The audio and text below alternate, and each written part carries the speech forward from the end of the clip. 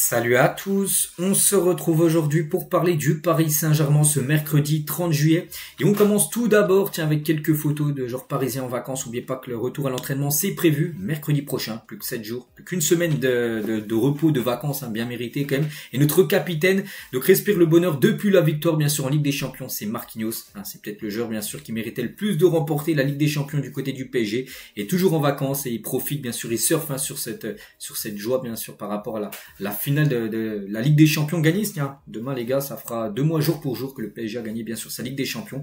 Donc Marquinhos encore quelques jours de repos avant bien sûr le retour à l'entraînement. Et à noter le programme qu'attendent les Parisiens dès le retour parce que c'est intense les gars. Donc mercredi prochain retour, on sera le 6 et le 13, le mercredi 13. Donc là maintenant dans 2 semaines jour pour jour. Un match, première rencontre les gars, ça sera directement un match capital. Ça sera une rencontre, tu peux déjà gagner un trophée, la Super Coupe de l'UEFA. Donc en gros, voilà, le vainqueur de la Ligue des Champions contre le vainqueur de l'Europa League, donc Tottenham. Eux qui ont déjà repris l'entraînement depuis quelques jours, ils ont déjà fait des matchs amicaux, tout ça. Donc oui, Paris aura moins de préparation, mais Paris a une plus longue saison, donc c'est pour ça que Paris les joueurs ont dû avoir du repos. Et ensuite les gars, le FC Nantes, le 17 août prochain, puis après ça enchaîne avec Angers, Toulouse, Lens, Marseille, déplacement à Marseille le 21 septembre prochain. Bien sûr, pour le premier classique de la nouvelle saison, il y aura également les matchs de Ligue des Champions, quand on connaîtra le tirage au sort qui sera effectué là, dans à peu près un mois.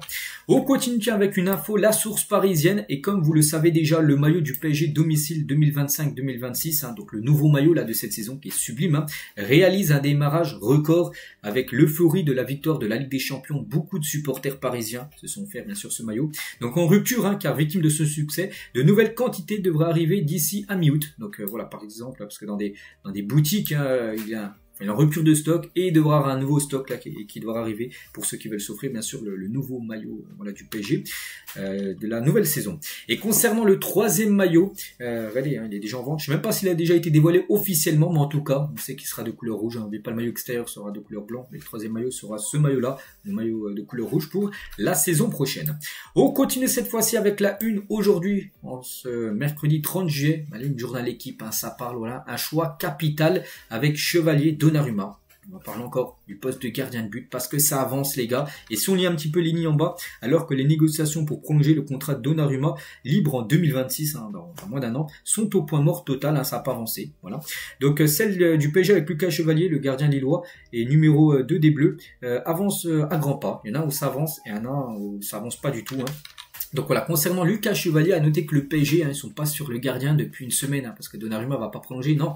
Chevalier est depuis près de 2 ans sur les tablettes de l'état-major du club. En gros que Nasser surveille le gardien, que ça peut être une belle opportunité. Depuis 2 ans, Paris a des vues sur Chevalier. C'est peut-être le bon moment, surtout si Donnarumma venait à partir.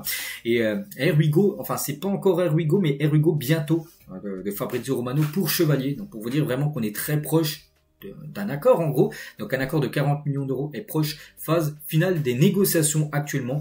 C'est Fabrizio Romano qui a partagé cette info là ces dernières heures pour dire oui que Paris devrait bien signer Lucas Chevalier, à part s'il y a bien sûr un coup de théâtre. Et une signature au PSG ne changera pas après le statut de Lucas Chevalier en équipe de France. Aux yeux de Didier Deschamps, Mike Maignan restera toujours le numéro 1, même s'il venait à rejoindre un grand club comme le PSG, il restera toujours le numéro 2 de l'équipe de France, sera toujours Mike Maignan le numéro 1. Du côté des Bleus, et à noter que si Chevalier débarque à Paris, ce qui est fort possible, et si on parle d'un transfert de 40 millions d'euros, il deviendrait le gardien français le plus cher de l'histoire du football. Actuellement, c'est frais à 21 millions d'euros. Et il pourrait doubler cette somme, 40 millions d'euros. On parle d'un Lucas Chevalier du côté du Paris Saint-Germain.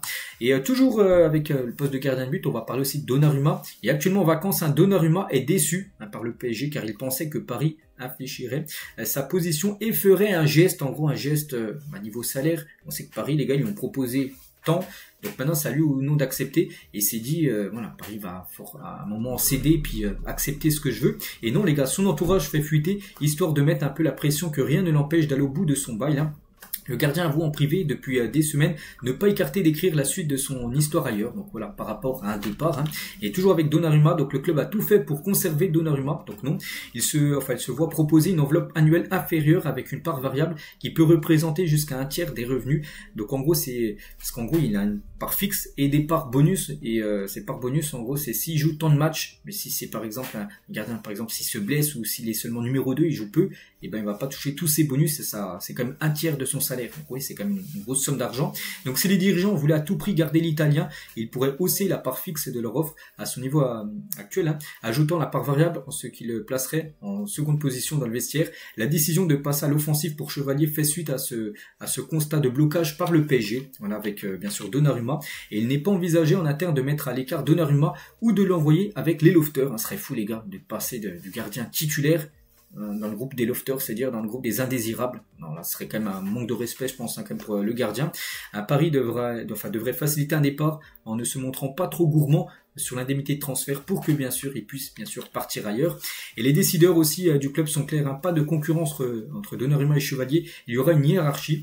Autre élément aussi pour convaincre Donnarumma de partir s'il n'accepte pas les nouvelles conditions salariales, sa perspective, sera de vivre une saison sur le banc. Hein, si Chevalier vient, c'est peut-être pour le numéro 1.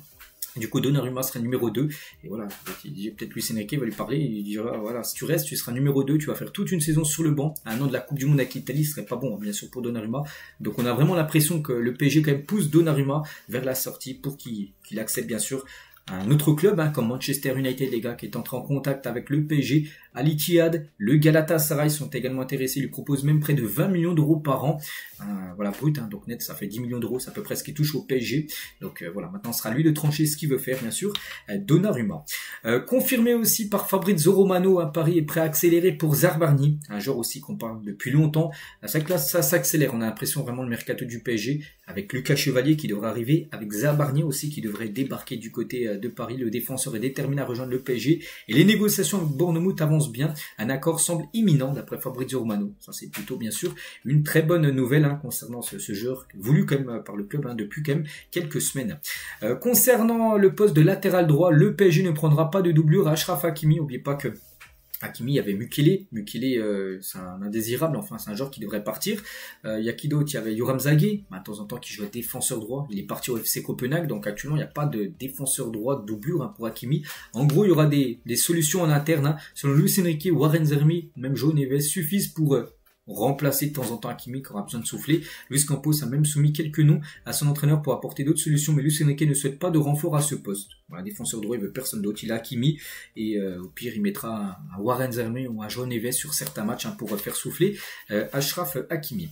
Concernant l'équipe, la saison prochaine, ça pourrait ressembler à ça. Voilà, donc le 11 potentiel du PSG, bon, avec quelques changements. Donc tout d'abord au poste de gardien de but, hein, Chevalier pour être le nouveau gardien titulaire de l'équipe parisienne, à la place bien sûr Donnarumma, et Marquinhos on l'enlève, hein, de l'équipe. C'est avec Marquinhos, oui c'est une légende, mais Marquinhos, hein, devrait progressivement laisser sa place de titulaire à Zabarnyi s'il est recruté. Donc voilà, pour l'instant 2 renforts pratiquement imminents, et le 11, hein, voilà, du PSG pourrait ressembler à ça pour la nouvelle saison.